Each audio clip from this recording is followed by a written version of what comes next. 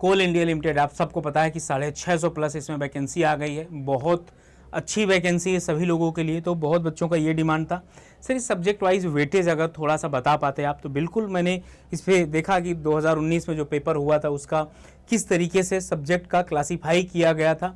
एक एक पॉइंट ध्यान देने वाली बात है, क्योंकि होता क्या है कि सब्जेक्ट तो सभी एग्जाम में होते हैं। जो आपके कोर सब्जेक्ट हैं, जैसे बात किया जाए सिविल इंजीनियरिंग में 12-13 सब्जेक्ट तो सारे एग्जाम में आते हैं, लेकिन उनमें से क्या होता है सारे एग्जाम की अलग अलग टेंडेंसी होती है।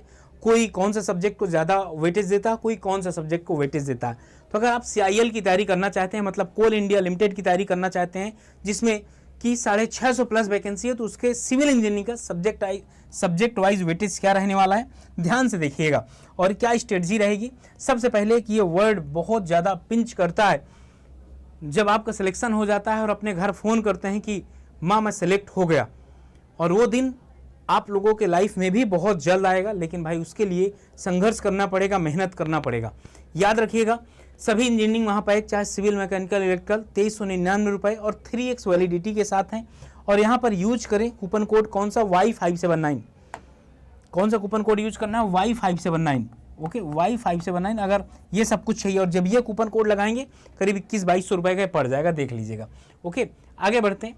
यहाँ पर सबसे पहले अगर बात किया जाए एग्जाम पैटर्न क्या है, यहाँ पर CBT केवल स्टेज होगा, पहले गेट के माध्यम से आता था। पेपर 1 और पेपर 2 ड्यूरेशन कितना, 3 घंटे का। क्वेश्चन कितना, 100+100, 100 non technical, 100 technical. Total marks 200 का, निगेटिव मार्क्स नहीं है। लैंग्वेज आपका हिंदी और इंग्लिश आएगा। ठीक, ये बात आपने समझ गए।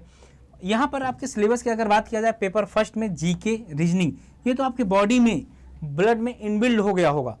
ओके, बस एप्टीट्यूड और इंग्लिश थोड़ा सा ध्यान देना। एप्टीट्यूड भी पूरा समझ में आ रहा होगा, इंग्लिश बस थोड़ा ध्यान दे लीजिए। बाकी टेक्निकल जो आपका डिसिप्लिन है वो तो कर ही ले जाएंगे, उसमें आपको करना अच्छा। कट ऑफ इसकी बहुत अच्छी जाती है, ठीक है ना। UR EWS minimum 40%, OBC 35%, SC ST आपका 35%, ठीक है ना। आगे अगर बात किया जाए सब्जेक्ट वाइज क्या कैसे जा रहा कट ऑफ, क्या इसमें सब्जेक्ट वाइज वेटेज है, जैसे बात किया जाए यहाँ पर 2017 और 2020, 2017 और 2020 मतलब ये 2019 का भी था। ये 2019 में पेपर हुआ था, उसका रिजल्ट 20 में आया था, तो इस वजह से 20 लिखा हुआ। घबराइएगा नहीं, परेशान मत होइएगा, ठीक है ना। सॉइल मैकेनिक्स का सब ज़्यादा वेटेज है, 16 नंबर 17 नंबर। अब आप समझ लो सॉइल मैकेनिक्स का कितना, 16 नंबर 17 नंबर।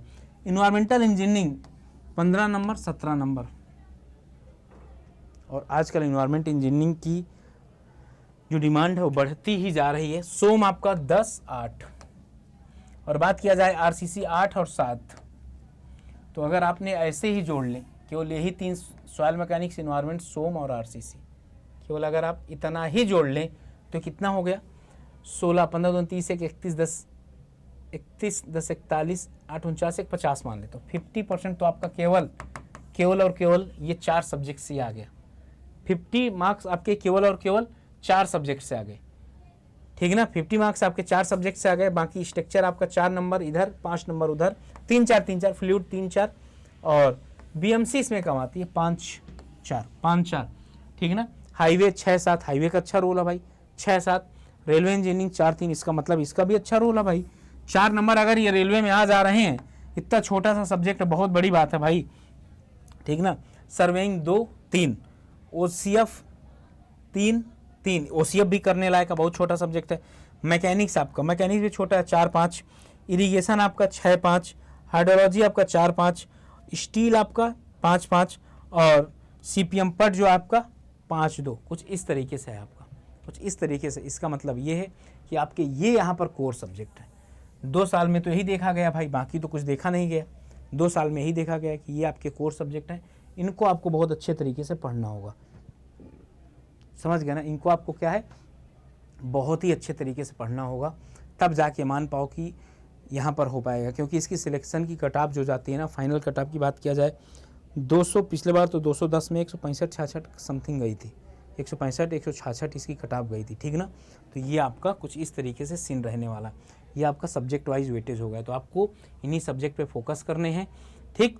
बाकी आप देख सकते हैं पूरा। तो बच्चों का एक ये डाउट होगा कि सर जब इतना कुछ बता रहे हैं तो ये भी बताइए कि सर इसमें सिलेक्शन लिया कैसे जाए और कहाँ से पढ़ कर लिया जाए। तो आप लोगों के लिए ये जो बैच है वो चाहे सिविल का हो, मैकेनिकल का हो या इलेक्ट्रिकल का हो, आ चुका है, आप लोग जाकर इनरोल कर सकते हैं। कोल इंडिया नाम से बैच होगा। 18 मई से बैच स्टार्ट है। क्या 18 मई से बैच स्टार्ट है। और मैं इसमें एक बहुत इंपॉर्टेंट सब्जेक्ट स्टार्ट करूँगा, ठीक ना, एक बहुत इंपॉर्टेंट सब्जेक्ट स्टार्ट करूँगा इस पर। 18 मतलब यहाँ से मैकेनिकल भी 18 मई से और इलेक्ट्रिकल भी 18 मई से आपका स्टार्ट हो रहा। इसमें कंप्लीट बैच आपको मिलेगा, टेक्निकल और नॉन टेक्निकल दोनों मिलेगा। मैक्सिमम डिस्काउंट के लिए कूपन कोड Y579 यूज कर सकते हैं। ओके, और अगर आगे चला जाए, अगर महापैक में आप इनरोल करेंगे तो महापैक के फ़ायदे ये होंगे कि SSC JEE जैसे आने वाला हो वो भी इसी में मिल जाएगा आपको। RRB का भी अलग से एक्सेस लेने की ज़रूरत नहीं, सब कुछ आपको यहीं मिल जाएगा और इसके लिए भी आप यूज कर सकते हैं। बाकी अगर आपको कुछ कंटेंट वगैरह देखना है तो डेली शाम के 6 बजे यूट्यूब के अंदर मेरी फ्री ऑफ कॉस्ट क्लास होती है, आप लोग वहाँ पर जाइए, विजिट करिए, देखिए। अगर आपको बढ़िया लग रहा, समझ में आ रहा तो ही आप तैयारी करिए, अदरवाइज जहाँ आपको अच्छा लगे आपका मेन मोटिव आपका सिलेक्शन होना चाहिए।